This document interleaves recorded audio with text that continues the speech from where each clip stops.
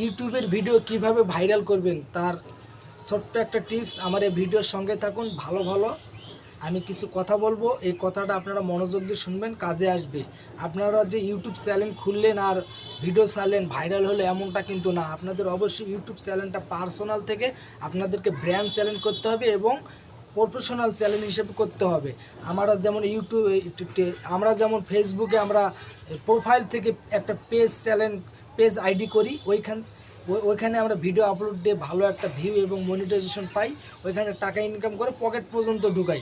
কিন্তু ইউটিউবে সেম একই সিস্টেম।